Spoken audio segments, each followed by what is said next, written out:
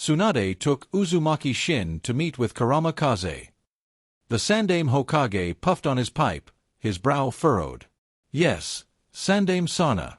Apparently, Uzumaki Shin wanted to learn genjutsu from Kurama Kaze, but he was refused. An Umbu agent reported.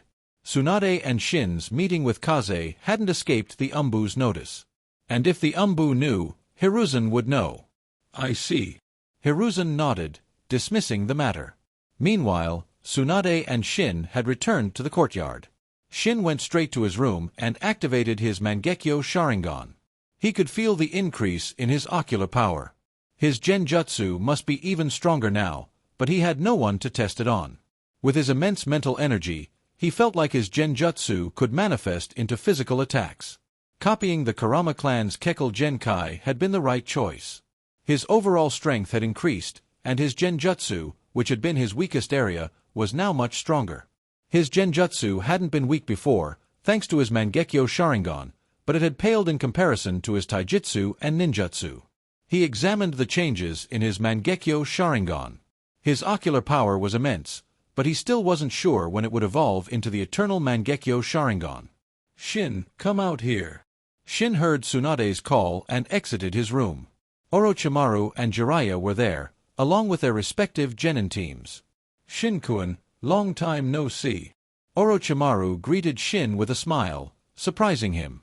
Not just Shin, but Tsunade and Jiraiya were also surprised. Orochimaru wasn't the type to initiate conversations. Actually, I wanted to be Shin-kun's Jonin sensei, Orochimaru declared. Wow, even you have your eyes on this kid, Orochimaru?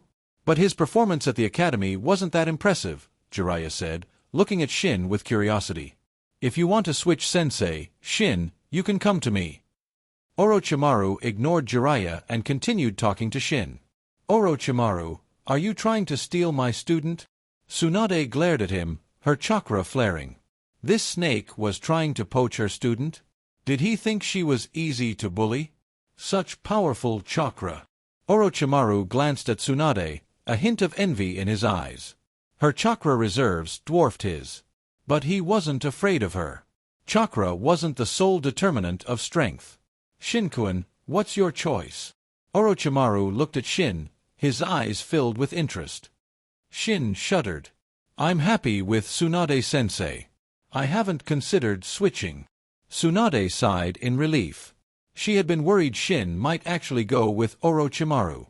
But she had worried for nothing. Shin wouldn't follow that creep. Orochimaru might be a genius in research, but he was also undeniably creepy. That's a shame. Orochimaru shook his head in disappointment. What are you all doing here? Shin asked Orochimaru and Jiraiya. They wouldn't be here without a reason. We have a mission that requires the three of us. So, you nine will be working together for now. The Sandaime will assign a Jonin to lead all three teams, Jiraiya explained. I see. Shin nodded, then looked at Tsunade. Tsunade, if you encounter any danger on this mission, run. Ah, Shin, are you worried about me? Tsunade teased. Yeah, it would be a pain if you died out there, Shin said, scratching his head. Tsunade scowled and lightly punched his arm. Can't you say something nice? The mission is urgent. I have to go. Head to Training Ground 24 and wait for your new Jonin sensei. Tsunade, Orochimaru, and Jiraiya left. A mission that required the three of them must be dangerous. But they were all strong. They should be able to handle it. Shin, we're going on a mission together. Nawaki said excitedly. Heh, I'd rather not join you in shoveling manure. Shin's words made Hayashi and Kai, Nawaki's teammates, scowl. Nawaki had blabbed about their manure-shoveling mission. Let's go to Training Ground 24. Shin led the way, followed by Mikoto and Kushina. Nawaki, Minato, and the others followed. At Training Ground 24, their new Jonin sensei hadn't arrived yet. Shin sat down, waiting. Hey Shin, have you been on any missions? Nawaki asked. Yeah, just a C-rank mission, Shin replied with a smile. Nawaki jumped up. What? A C-rank mission? That's not fair. Why do we only get D-rank missions? He yelled, attracting the attention of the others. "Kushina, you really went on a C-rank mission?" Akiko asked. Kushina nodded proudly. There was no need to hide it. "Humph, who knows if that's true," Kai scoffed. He seemed out of place. Even his teammates, Nawaki and Hayashi, ignored him. Nawaki had initially tried to befriend Kai, but he had given up. "Cal, are you looking for a beating?" Kushina stood up, glaring at him. "You think I'm scared of you?" Kai sneered. "Don't waste your breath on him." "Just hit him," Shin said to Kushina. Trash talk was pointless. Actions spoke louder than words. Kushina nodded and used the adamantine sealing chains, binding Cal instantly. Akiko's eyes widened. Kushina was using the adamantine sealing chains so skillfully. Even she couldn't do that. Akiko, as a Jinchuriki candidate, had received special training from Mito. But even so, she could barely use the adamantine sealing chains. She was nowhere near as proficient as Kushina. Kai struggled, humiliated and enraged, but Kushina just looked at him with disdain. Staring at the immobilized Kai, Nawaki whispered to Shin, "What jutsu was that? I don't remember sis knowing that." He assumed Tsunade had taught Kushina the adamantine sealing chains. "It's the adamantine sealing chains, an Uzumaki Clan jutsu," Shin explained. "Oh, so Kai should know it too, right?" Nawaki glanced at Kai. "Him?" Shin scoffed. "That guy's too talentless. He probably hasn't learned it yet." Shin didn't lower his voice. Kai heard him clearly and almost choked on his own rage. Shin was practically calling him weak to his face. Kushina used the chakra chains to fling Kai away. He crashed into a tree with a groan, almost passing out. "That's a small lesson for you. Kushina-san is that strong?" Minato exclaimed in surprise. Kai had been bothering him lately, so he knew how strong Kai was. Minato could defeat Kai, but it wouldn't be easy. Kai was talented, more so than Akiko. After that little lesson, Kai didn't try to pick a fight. He had learned his place. An hour passed, but their temporary Jonin sensei still hadn't arrived. "What's taking so long?" Tsum grumbled impatiently. Finally, after another half hour, their sensei appeared. Shin didn't recognize him. "Hello, I'm Asakawa Ki. You can call me Asakawa-sensei. I'll be your Jonin sensei for a while." He introduced himself. He seemed like a decent guy. "Asakawa-sensei, can we go on a mission?" Nawaki asked eagerly. "A mission?" "Sure, I was planning on taking you on one anyway," Asakawa-sensei agreed. "Not a D-rank mission, sensei. A higher-level one." After learning that Shin and his team had completed a C-rank mission, Nawaki wanted to do the same. Asakawa-sensei frowned and shook his head. It was too soon for them to take on higher-level missions. If something happened, he would be held responsible. And these were the students of the Hokage's 3 disciples. He couldn't afford any mishaps. No matter how much Nawaki pleaded, Asakawa-sensei refused. Nawaki could only sulk. Asakawa-sensei ended up taking them on a weeding mission. The great Uzumaki Shin, reduced to pulling weeds. Shin stared at the field and sighed dramatically. Mikoto giggled. It was rather amusing. A few days ago, he was slaughtering elite Jonin, and now he was weeding a field. What a difference! "What's so funny, Mikoto?" Shin asked. "Guess," Mikoto winked playfully. It was the first time Shin had seen her act so mischievously. Kushina, however, saw it as Shin being captivated by Mikoto. Jealousy flared within her. "What are you two doing? Stop flirting and start weeding," she huffed. "Kushina, your puffed-up cheeks are so cute." Shin couldn't resist teasing her, pinching her cheeks gently. "I'm not cute." Kushina glared at him. She'd rather be called beautiful. Calling her cute made her feel like a child. "Mikoto, come weed over here with me." "Stay away from him. He's a bad influence." Kushina dragged Mikoto away, leaving Shin feeling a bit hurt. Ninja art, multi-shadow clone jutsu. Dozens of Shin clones appeared beside him.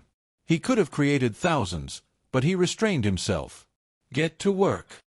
He ordered his clones to start weeding. Nawaki and the others stared in awe at the army of Shin clones. Even Asakawa-sensei was surprised. He couldn't create that many clones. Actually, he didn't even know the multi-shadow clone jutsu. Why didn't I think of that? Kushina smacked her forehead. She was so dumb. Why weed herself when she could use shadow clones? She used the multi-shadow clone jutsu, creating over a dozen clones. Having large chakra reserves was a blessing. Why do you all know jutsu? Nawaki asked enviously. Nawaki, don't tell me you don't know any jutsu. I might have to make fun of you, Shin teased. I know jutsu, but not the shadow clone jutsu, Nawaki grumbled. He knew a few C-rank jutsu, but he hadn't learned the shadow clone jutsu yet. Don't worry, Nawaki. You're only a little behind me. Keep working hard, and you'll catch up. Shin patted his shoulder encouragingly. A little? You're exaggerating. Nawaki protested, looking at the vast difference in their clone count. Don't mind the details. Just keep chasing my shadow. Even though you can't even see it, you have to have dreams. What if they come true? I really want to punch you right now. Nawaki clenched his fists. Shin was getting more and more annoying. Go ahead, try it. You can't beat me anyway, Shin said with a grin. I don't believe you. Nawaki launched a surprise attack, aiming a punch at Shin. He couldn't take it anymore. Shin effortlessly sent Nawaki flying. He landed headfirst in the dirt, his limbs flailing. Shin pulled him out like a radish. Believe me now? He asked, looking at Nawaki's mud-covered face. Shin, why are you so strong after graduation? What's your secret? Nawaki asked, defeated. I was always strong. You just didn't notice. Half a month passed in a flash. During this time, Shin and his team continued to carry out D-rank missions under the guidance of their temporary Jonin sensei, Asakawa Ki. One day, Tsunade finally returned, looking exhausted from her journey. Isunade, what mission were you on? It took you so long, Shin asked curiously. I was in the Land of Wind, investigating the movements of Tsunagakure. I'm afraid things are about to get a bit turbulent in the shinobi world, Tsunade replied after taking a long drink of water. Suna had been showing signs of activity, which Konoha's intelligence network picked up on. The Sandaime Hokage, Sarutobi Hiruzen, had dispatched Orochimaru, Tsunade, and Jiraiya to investigate. It had been a while since the First Shinobi World War. The various hidden villages had been bolstering their forces, and the Warhawks were starting to gain influence. Tsunade's investigation revealed that Suna was indeed preparing for war, and their target was Konoha. Konoha was always the target, not just because of its strength, but also because of the Land of Fire's strategic location and resources. Compared to the fertile and prosperous Land of Fire, the Land of Wind, where Suna resided, was practically barren. Shin nodded. It seemed the Second Shinobi World War was drawing near. The Second Shinobi World War involved Konoha, Suna, Iwa, and Amigakure. Amigakure, from the small nation of the Land of Rain, would become the main battleground. By the way, although I'm back, I still don't have time to take you on missions, Tsunade said. She had other duties to attend to. With Suna preparing for war, Konoha had to make its own preparations. As one of Konoha's top jonin, Tsunade couldn't rest. She would be joining the Konoha forces heading to the border soon. That's fine. We're planning to take the Chonin exams, Shin said casually. Once they became Chunin, they wouldn't have to do those pointless D-rank missions anymore. They could take on C-rank or even B-rank missions. Tsunade frowned. You're taking the Chunin exams now? She wasn't keen on them becoming Chunin at this time. With the war looming, they might be sent to the battlefield. Tsunade hadn't experienced the horrors of war herself, but she knew how dangerous it was. Yeah, doing missions in the village is boring. We want to become Chunin and see the world. They hadn't left Konoha since that mission with Tsunade. If you've made up your mind, I won't stop you. Tsunade considered Shin's strength. There wasn't much to worry about. He was stronger than her. And if he had decided, she couldn't change his mind.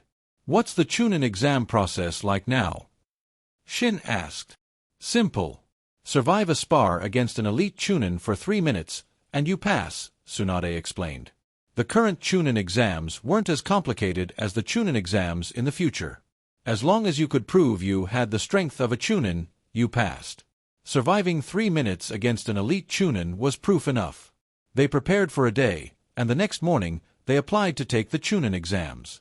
The Sandaime Hokage examined their applications. As Hokage, he had to review all Chunin applications. Chunin were the core fighting force of a hidden village. Hiruzen couldn't neglect this matter. Especially with Uzumaki Shin, Uzumaki Kushina, and Uchiha Mikoto. 2 Uzumaki and 1 Uchiha. He had to pay attention.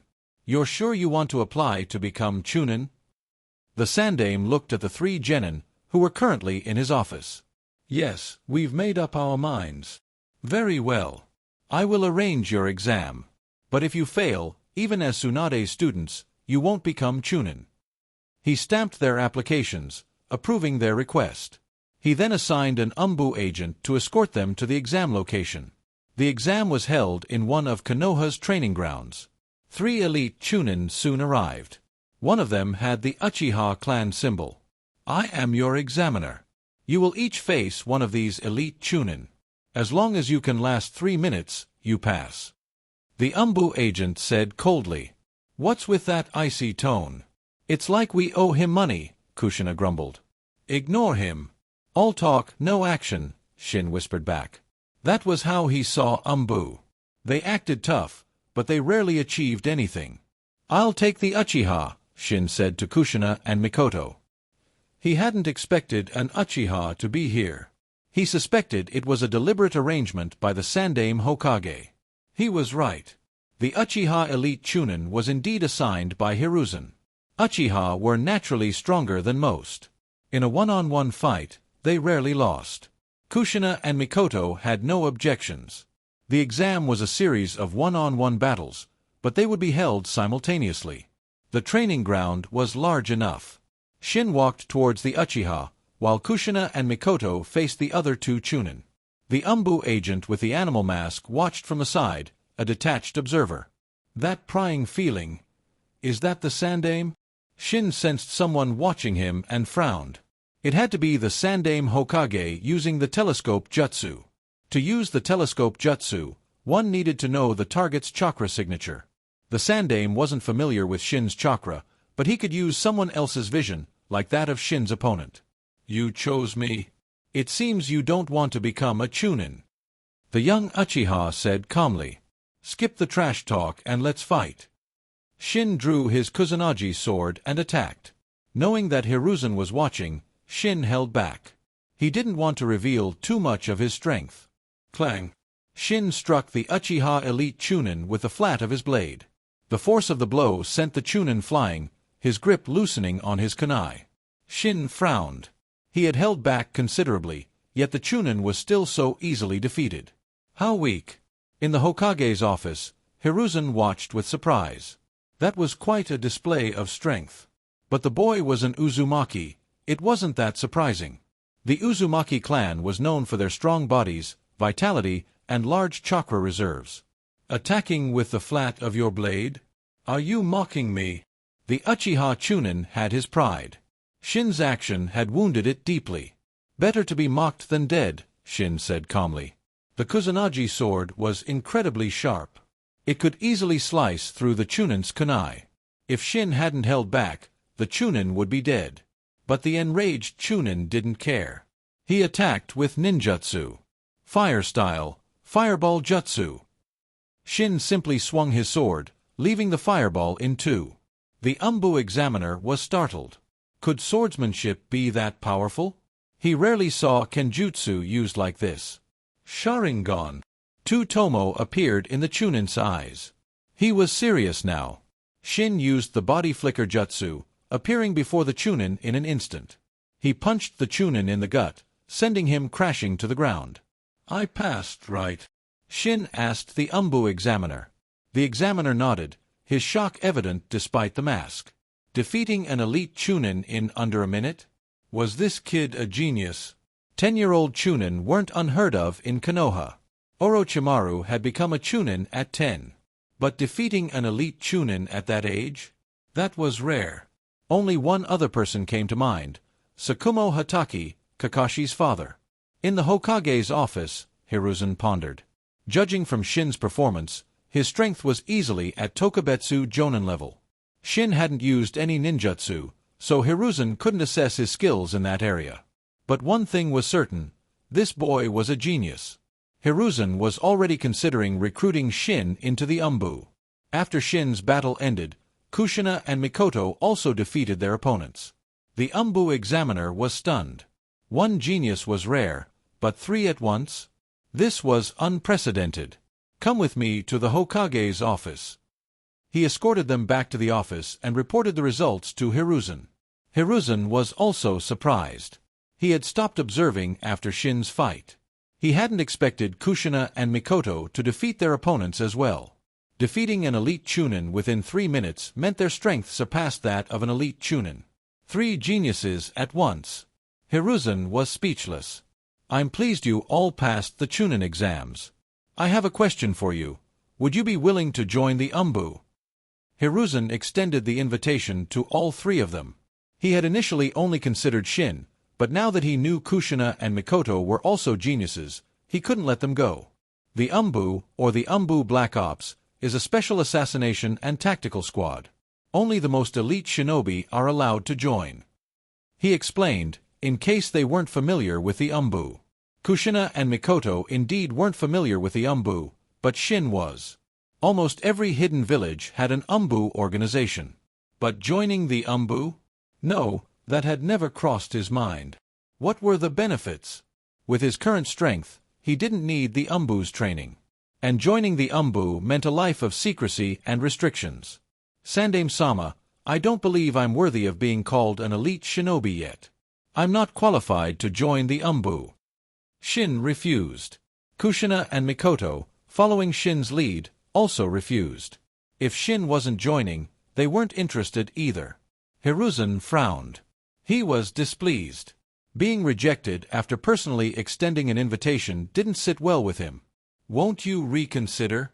The Umbu can help you improve your skills. He was still trying to persuade them. If you join the Umbu, I'll reward you with a B-rank jutsu. Shin scoffed inwardly. A B-rank jutsu? That was all he was offering. How stingy. Even if Hiruzen offered an S-rank jutsu, Shin wouldn't be tempted. He wouldn't be lacking in S-rank jutsu in the future. Besides, Hiruzen wouldn't be that generous. We're not interested in joining any organization. We prefer freedom. And as for strength, we're not worried about that. Shin was firm in his refusal. Hiruzen sighed, giving up. He could see that Shin had no interest in the Umbu. There was no point pushing it. It would only damage his pride further. Very well. Since you're not interested, I won't force you. Here are your Chunin certificates. From now on, you are Chunin of Konoha. Hiruzen handed them their certificates. After they left, Hiruzen pondered. He might not have been able to recruit them into the Umbu, but he couldn't let anyone else poach them either. Especially not Danzo's root or the Uchiha clan. Mikoto was an Uchiha. Once they learned of her talent, they would definitely try to recruit her. No, he couldn't allow the Uchiha clan to have another powerful shinobi. With their ambition, they might cause trouble for the village in the future. Thankfully, Shin, Kushina, and Mikoto were all students of his disciple, Tsunade. If Danzo or the Uchiha tried to recruit them, he had a legitimate reason to intervene. He couldn't allow the Uchiha clan to become too powerful, nor could he allow Danzo's root to grow unchecked. Too much power would lead to them escaping his control. As Hokage, he couldn't allow any faction within the village to become too strong. When Shin and his team returned to the Senju compound, Tsunade was already there. Seeing them, she asked, "Done with the exam?" "Yes, I'm a Chunin now," Kushina announced proudly. "It's just Chunin. What's there to be proud of?" Tsunade said, glancing at Kushina. "The Sandaime Hokage tried to recruit us into the Umbu," Shin said, looking at Tsunade. "And you agreed?" "No way. Joining the Umbu is boring. I crave freedom, not a life hiding in the shadows like a rat." Tsunade was speechless. He compared the Umbu to rats? If the Umbu heard that, they'd probably come after him. I'm heading to the border tomorrow. Be careful when you go on missions, especially you two. Listen to Shin. Tsunade looked at Kushina and Mikoto. She was mainly talking to Kushina. Mikoto was obedient and cautious. She wouldn't cause trouble. Kushina, on the other hand, got it, Tsunade. You be careful too, Kushina said. Tsunade was surprised. She had expected Kushina to argue, but she actually sounded concerned. If the war breaks out, be careful on the battlefield. We don't want to hear any bad news, Shin added. Tsunade was fine in the original story, but things might be different now. Don't worry, no one can defeat me. Just don't be reckless and charge at Kage-level opponents. If you're in danger, sell out your teammates. Let Orochimaru and Jiraiya take the hit. Especially Orochimaru, he's hard to kill. Shin offered his advice. Tsunade's eye twitched. What kind of advice was that? Relax, the war won't start that easily. It might just be a show of force, Tsunade said dismissively. Shin shook his head. He knew this war would definitely happen, and it wouldn't end quickly. The next morning, Tsunade left for the Land of Fire's border. Hiruzen had mobilized a force of 3,000 shinobi. Including Genin, Konoha had a little over 10,000 shinobi. 3,000 was a significant force. Let's go on a mission and have some fun outside the village, Shin said to Kushina and Mikoto. The mission was secondary. Exploring the world was the real goal. At the mission assignment desk, they ran into Nawaki and his team. Shin, you're here. I thought you weren't coming, Nawaki said. Nawaki, we probably won't be able to do missions with you anymore. Nawaki was confused. Why not? We passed the Chunin exams. We're Chunin now. We won't be doing D-rank missions anymore. You should try it too, Nawaki. Kushina answered. We graduated together. Why did you become Chunin without telling me? Nawaki whined. Don't worry, Nawaki. Genin are the strongest in Konoha. They can destroy the world. Shin patted Nawaki's shoulder and took the mission list, scanning it. S-rank mission. Capture S-rank missing Nin Uchiha Ryota. Shin froze. Uchiha Ryota. If he remembered correctly, that was the guy he had a minor conflict with at the ramen shop. He had also copied Ryota's Sharingan prowess 4 times. But how did he become a missing Nin? And an S-rank one at that?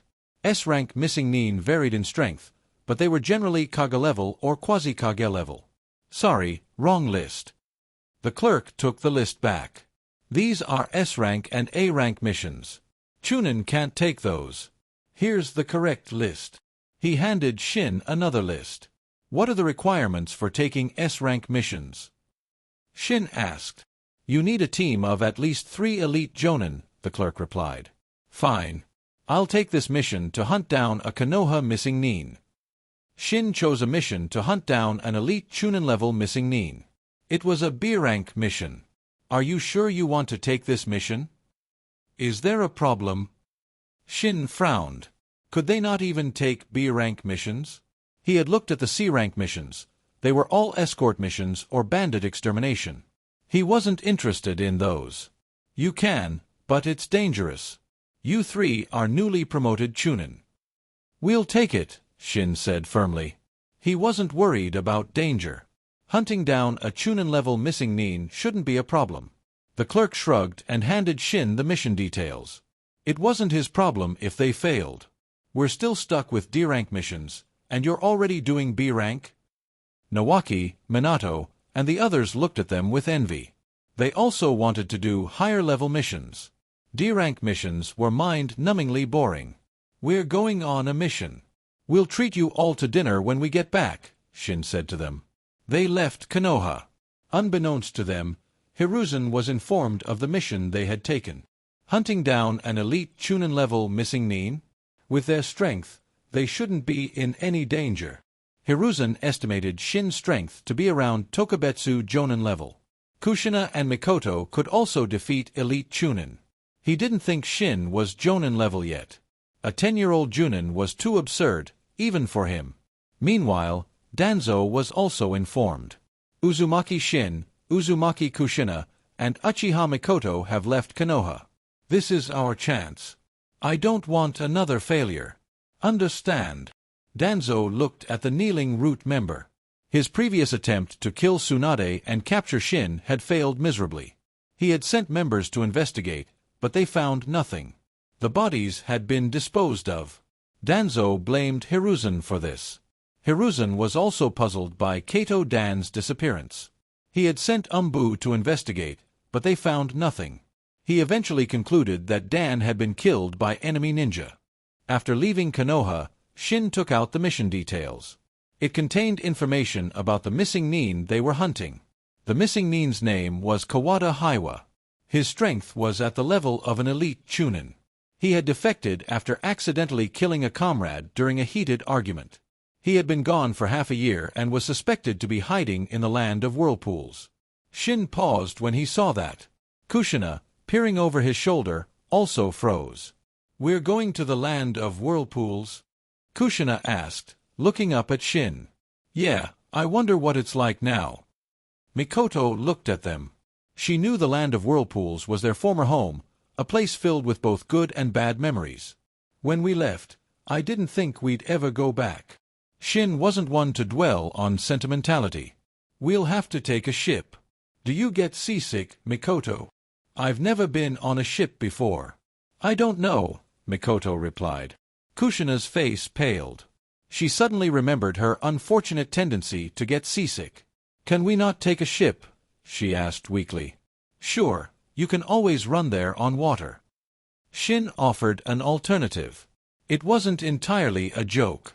The Land of Whirlpools wasn't that far from the Land of Fire, it was doable. "Okay, let's run to the Land of Whirlpools," Kushina declared, clapping her hands. Shin shrugged. He didn't mind. "But before we go, we have a tale to deal with. I don't like being followed. Come on out." Shin's voice turned cold. The root member hiding in the shadows was startled. Discovered? How did he know? Since he had been found out, there was no point hiding. As an elite jonin, he didn't need to rely on sneak attacks to deal with 3 chunin. An Umbu. Kushina and Mikoto saw his attire and assumed he was Umbu. "Not Umbu. Root. Danzo's lackey. One of the guys who attacked us before," Shin corrected them.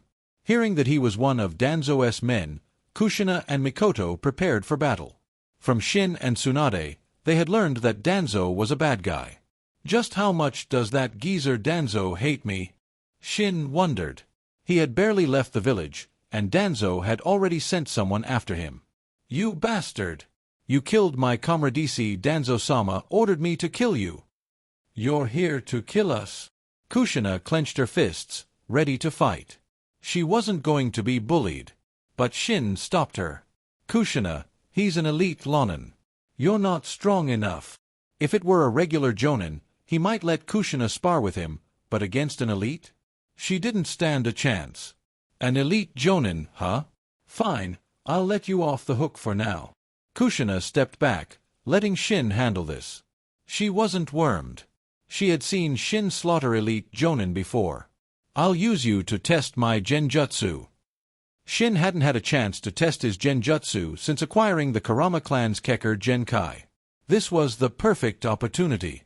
Danzo was a lifesaver, sending him a free sparring partner. Shin looked at the root member, and in a flash, pulled him into a genjutsu world. This world was constructed from Shin's imagination. It was a dark and eerie place. The root member found himself bound to a cross. "Is this genjutsu?" He wasn't panicked. He tried to disrupt his chakra flow to break free. But to his horror, it didn't work. He couldn't even sense his chakra. It was as if he had become a normal human. "It's useless. Enjoy your suffering." Shin drew his sword and used the root member as a training dummy, slashing and stabbing him repeatedly.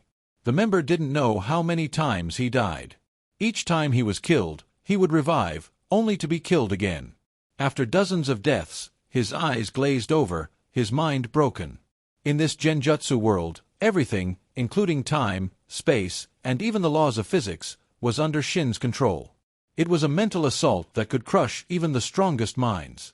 Shin's genjutsu was similar to the Mangekyo Sharingan's Tsukuyomi, which Obito had called the ultimate mental attack. Of course, Obito's words weren't always trustworthy, but Tsukuyomi was undeniably powerful. Shin didn't have Tsukuyomi. His Mangekyo Sharingan abilities were Yamatsu Hirasaka and Tenmamai. This Tsukuyomi-like genjutsu was something he had developed after copying the Kurama clan's Kekkai Genkai. He called it Tsukuyomi as well. Its effects were the same as the original Tsukuyomi. He didn't bother thinking of a new name. Once the genjutsu was released, Shin looked at the unconscious root member and shook his head. A single Tsukuyomi had broken him. Shin hadn't even used his other genjutsu, the one that could control the 5 senses. What happened to him? Kushina asked. They hadn't even fought, and the guy was already down. From their perspective, Shin had simply looked at the man, and he had collapsed. Was it genjutsu? Mikoto asked. Yep, Shin confirmed.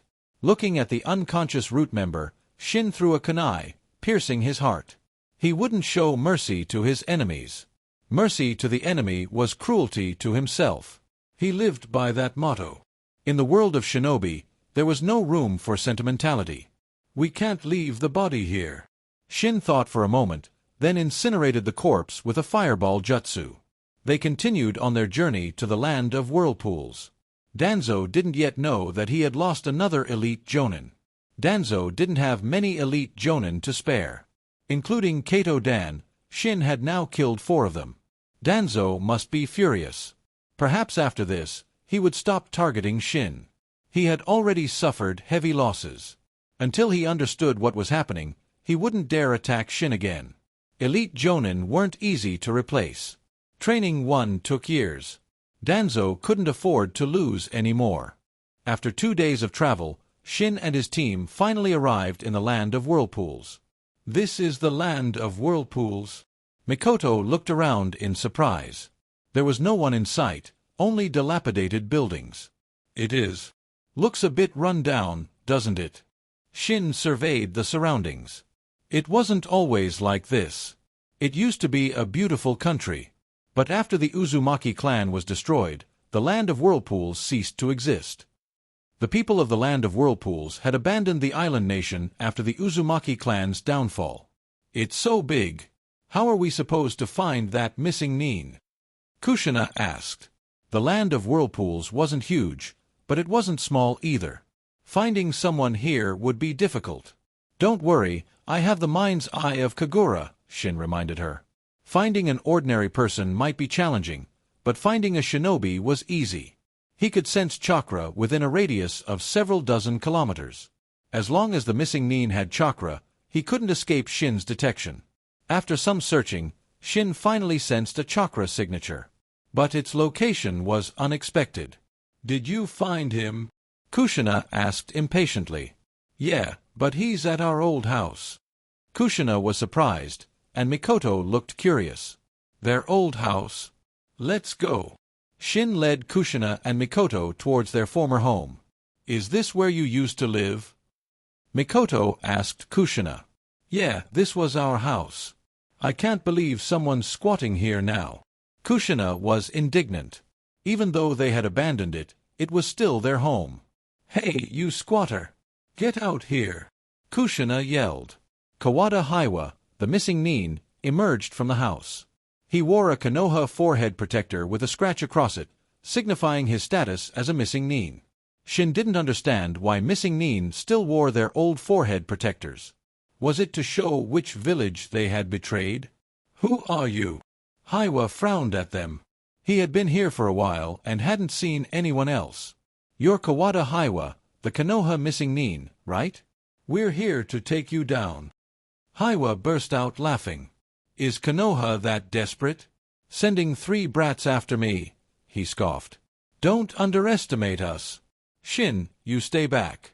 I'll take him, Kushina declared. Shin nodded. He wasn't planning on interfering anyway. This mission was mainly for Kushina and Mikoto's benefit. Kushina, Mikoto, he's all yours, Shin said. I can handle him myself. Kushina used the adamantine sealing chains. Several chakra chains erupted from her back, whipping towards Haiwa. Haiwa's eyes widened, and he leaped back, narrowly dodging the attack. "You're not getting away that easily." The chains, under Kushina's control, pursued him relentlessly. Mikoto activated her Sharingan. She could see Haiwa's movements clearly. She swiftly threw several shuriken, blocking his escape routes. Haiwa's face paled.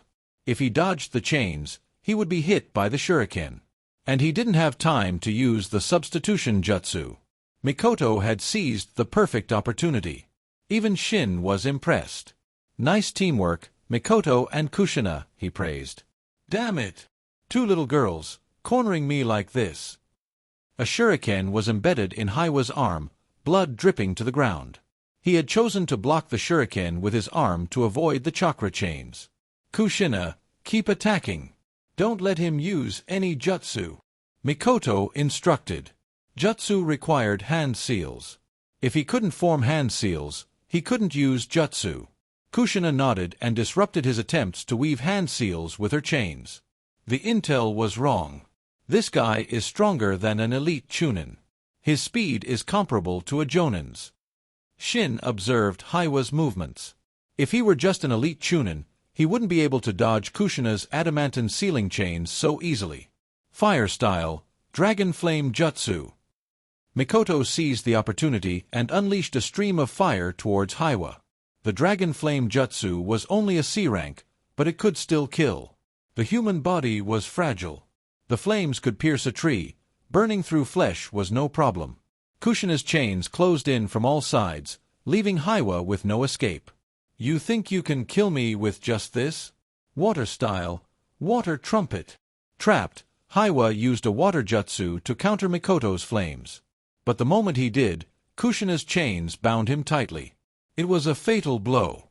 He had avoided being burned, but he couldn't escape the chains. As a ninjutsu specialist, he didn't have the strength to break free. The adamantine sealing chains could even restrain tailed beasts. "I never thought I'd be defeated by 2 little girls," Haiwa said, his voice filled with regret. "There's a lot you haven't thought of. You underestimated us. Still think we're weak." Kushina sneered. "If you kill me, you'll only get a measly reward. Why not let me go? I'll give you all my jutsu and money." Haiwa tried to bargain. "Do you think jutsu can be measured with money?" Kushina and Mikoto looked at Shin. The decision was his. "Kill him," Shin said coldly. What jutsu could this guy possibly have that would interest her? Mikoto threw a kunai, ending Haiwa's life. Their mission was complete. But Shin wasn't planning on returning to Konoha yet. He had come all this way. He wasn't going to rush back. "Kawada Haiwa is dead. Are we going back?" Mikoto asked Shin. "Shin, let's stay out here and play for a bit longer, okay?" Kushina pleaded, tugging on his arm. "Call me Big Brother, and I'll agree," Shin said with a smirk. "No way. I'm older than you. You should be calling me Big Sister," Kushina retorted, turning away with a huff. "Kushina, you're older than Shin?" Mikoto looked at Kushina in surprise. She hadn't noticed. "Of course. I was born 3 days earlier," Kushina said proudly. "What's there to be proud of?" Shin flicked her forehead, earning him a yelp. Seeing her pout, Shin quickly changed the subject. "We're not going back to Konoha just yet." "You agreed." Kushina's pout vanished, and she clung to his arm excitedly. "We're going to the Land of Water." Shin looked towards the Land of Water. "The Land of Water? Why?" Kushina and Mikoto asked in unison. Kirigakure was definitely involved in the Uzumaki Clan massacre. Time to collect some interest. "But is it safe to go there? Just the 3 of us?" Mikoto asked worriedly. "Don't worry, I know what I'm doing. We won't be in any danger." Shin smiled confidently. In the current shinobi world, even Madara Uchiha couldn't threaten him. If he couldn't win, he could always escape. They left the Land of Whirlpools and returned to the Land of Fire, then took a ship to the Land of Water. "We can't escape the fate of riding a ship, huh?" Kushina grumbled. "Kushina, just because you got seasick last time doesn't mean you will this time. See? You're not feeling sick at all." Shin reassured her. After a day's journey, they arrived on a small island in the Land of Water. It wasn't the main island, but one of the smaller ones surrounding it. This time, Kushina didn't get seasick, and neither did Mikoto. Kushina, Mikoto, I've scouted the island. It's safe. Stay here for now. Shin said. He had already told them about his plan to infiltrate Kirigakure. He wasn't taking them with him. He could protect himself, but taking Kushina and Mikoto into Kirigakure was too risky. I know we'll just hold you back, so we won't go. But you have to be back within 3 days, or we'll come looking for you. Kushina said seriously. She wasn't going to throw a tantrum and demand to go with him. She knew she'd be a burden. But she set a deadline. If Shin didn't return within 3 days, she would go to Kirigakure to find him. Shin, be careful, Mikoto said. Don't worry, I can always escape if I can't win. With my space-time ninjutsu, no one can stop me, Shin said confidently. He had a trump card, after all. Kirigakure wasn't the weakened village it would become after the Bloody Mist era, it was still a powerful force. Shin was strong, but he couldn't take on an entire village alone. Only those at the level of Madara Uchiha or Hashirama Senju could do that. It took him less than half an hour to reach the main island. After asking around, he found the location of Kirigakure. He killed a Kiri shinobi and used the transformation jutsu to disguise himself, entering the village undetected. The guards at the village gates couldn't see through his disguise. The current Mizukage is the third Mizukage. I wonder how strong he is. Shin sat in a ramen shop, pondering. Information on the third Mizukage was scarce. Shin didn't even know his abilities. But he was sure the third Mizukage wasn't that strong. If he were, he wouldn't have been controlled by an elderly Madara Uchiha. Although it wasn't explicitly stated, Shin suspected that the third Mizukage had been under Madara's control during the Third Shinobi World War. He didn't know if that was still the case. He finished his ramen. It was quite good. Shin had several objectives in Kirigakure. One was to acquire Kekkei Genkai. The Kagaya clan in Kirigakure possessed the Shikatsumiyaku Kekkei Genkai. They were suspected to be related to Kagaya Otsutsuki. Perhaps Shikatsumiyaku was derived from the all-killing ash bones.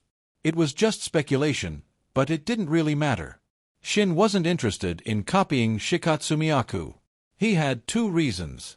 First, it had a drawback, the Shikatsumiyaku disease. Although he had the perfect sage body and theoretically shouldn't be affected, he didn't want to risk it. Second, not every Kagaya clan member possessed Shikatsumiyaku. Perhaps there weren't any with an awakened Kekkei Genkat right now. He wanted the ice release of the Mizunashi clan. OC clan of Hayaton, ice release. And he also wanted the Forbidden Scroll, which contained Kirigakure's secret jutsu. First, copy ice release. Then, try to steal the Forbidden Scroll. The scroll was a valuable item. Obtaining it wouldn't be easy. Shin didn't have high hopes. He used his Sharingan to hypnotize several Kim shinobi and learned the location of the Mizunashi clan. He infiltrated the Mizunashi clan compound and copied the ice release from a clan member. Not every Mizunashi had awakened ice release. It took Shin a while to find a suitable target. He used an advanced replication card. He now had 1 advanced card left and 1 common card. Although he had copied the ice release Kekkei Genkai, he didn't know any ice release jutsu. To avoid causing a commotion, he didn't search for any scrolls within the Mizunashi clan compound. It didn't matter. He was confident he could create his own ice release jutsu, and they would be even stronger than the Mizunashis. He went to a small forest in Kirigakure and waited for nightfall. Copying ice release was done. Stealing the Forbidden Scroll during the day was too risky. He would wait until the dead of night. In the shinobi world, the dead of night wasn't the best time to act. Shinobi were more alert at night. The best time was just before dawn, when their guard was down. Shin decided to wait. He leaned against a tree and refined chakra. He also activated the mind's eye of Kagura, scanning Kirigakure. At 4 in the morning, Shin opened his eyes, transformed his appearance into that of an adult, and donned a 3-tomo Sharingan mask. This mask was identical to the one Obito Uchiha wore during the 4th Shinobi World War. He couldn't use his true appearance to steal Kirigakure's forbidden scroll. Whether he succeeded or failed, he would become a wanted man. You coveted the Uzumaki clan's sealing jutsu. Now it's my turn to covet yours. Shin smirked, his figure melting into the darkness. At this hour, the night was still deep. Shin moved swiftly towards the Mizukage Tower. Who's there? He had barely entered the building when he was discovered. He sighed inwardly. Despite his strength, he was still a novice at infiltration. Sneaking into Kirigakure was one thing, but infiltrating the heavily guarded Mizukage Tower was another. Hey guys, I'm just here for a stroll. Trust Mel? Shin asked the Umbu surrounding him. Kirigakure's Umbu were dressed differently from Konoha's Umbu, but the differences were minor. They also wore masks to conceal their identities. The Kiri Umbu glared at him, their killing intent palpable. You're clearly here to cause trouble. A stroll? Yeah, right. They were especially annoyed by Shin's mask. Everyone was wearing masks, but his was way cooler. Sorry to bother you. Goodbye. Shin used the body flicker jutsu to escape. The Umbu immediately gave chase. Once they were gone, Shin emerged from the shadows. Idiots! Fooled by a shadow Clory. The one who had escaped wasn't the real Shin. He had used the substitution jutsu to swap with a shadow clone. He was too fast, they hadn't noticed the switch. Shin quickly made his way to the Mizukage's office. Such an important item would definitely be kept there. He had already scanned the office with the mind's eye of Kagura. The third Mizukage wasn't there. The Mizukage had to sleep, after all.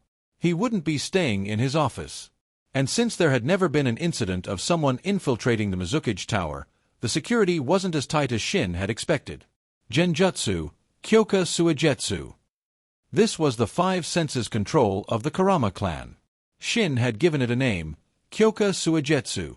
It could only briefly control the five senses, unlike Aizen's complete hypnosis, but Shin liked the name.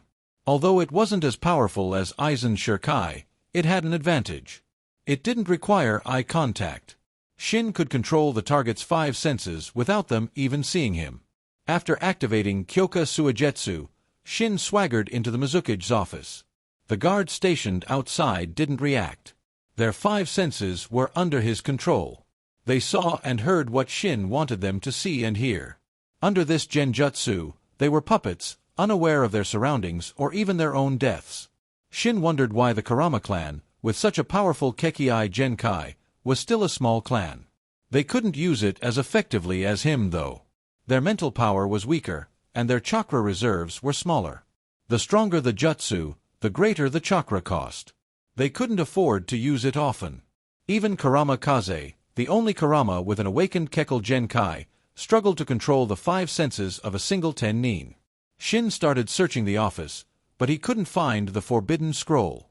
He almost turned the place upside down. Could it be somewhere else? He frowned. He continued searching, and finally, he found a hidden compartment. Inside was the forbidden scroll of Kirigakure. It was a huge scroll with the words, Forbidden Scroll, clearly written on it. There was also another sealed scroll beside it. Shin took that as well. Anything kept with the forbidden scroll had to be valuable. Just as he secured the scrolls, a group of Umbu stormed in. Welcome back, Shin greeted them casually. Bastard! The one who escaped was your shadow clone. The Umbu leader roared. They hadn't caught the clone, but they had realized they had been tricked. They rushed back, but it was too late. Shin had already found the forbidden scroll. The third Mizukage also arrived. Someone must have informed him of the commotion. He entered his office and saw the open compartment. His face hardened. Where's the forbidden scroll?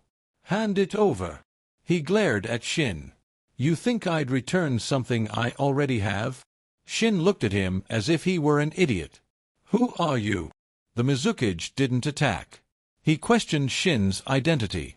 This intruder had guts, infiltrating Kirigakure and stealing the forbidden scroll. And he was so calm, facing him and the Umbu. He was either an idiot or had a trump card. Who am one? Shin smirked. I am Uchiha Madara. He altered his voice, mimicking Madara's tone. The Mizukage paused, then scowled. "You're mocking me. Do you think I'm that gullible?" Everyone knew Uchiha Madara was dead. He had fought Hashirama Senju in the Valley of the End and been killed. Hashirama had also been mortally wounded in that battle. The deaths of Hashirama and Madara had triggered the First Shinobi World War. If either of them had survived, no one would have dared to start a war. "Why would I lie to a mere child?" Shin's Mangekyo Sharingan activated, his imposing aura pressing down on the Mizukage. The Mizukage stumbled back, staring at the Mangekyo Sharingan in fear. Even those outside Konoha knew of the Mangekyo Sharingan, the ultimate dojutsu that had allowed Madara Uchiha to dominate the shinobi world. In the Mizukage's office, Shin stared coldly at the third Mizukage. Neither the Mizukage nor the Umbu made a move. The Umbu looked at the Mizukage nervously, waiting for his orders. "Who are you? Impersonating Uchiha Madara? Do you think I don't know that he was killed by the Shodame Hokage in the Valley of the End?"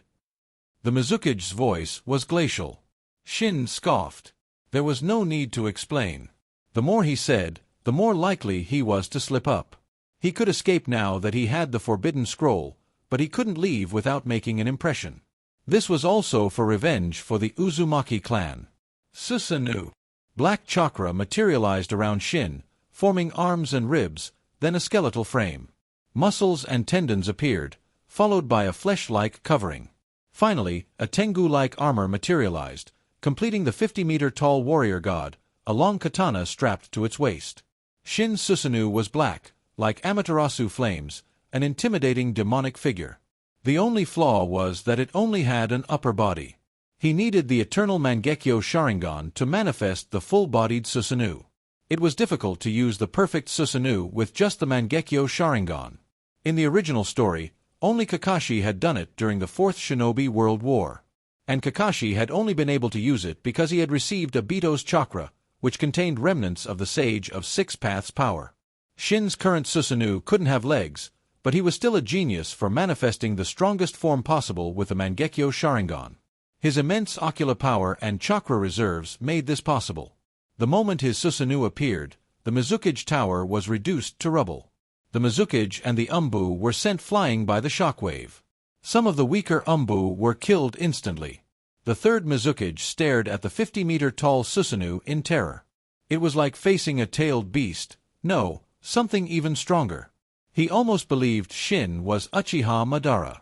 He had never seen Madara Uchiha in person. He didn't know that Madara's Susanoo was blue, while Shin's was black. Shin grumbled. His Susanoo only had a katana, and it didn't have any special abilities.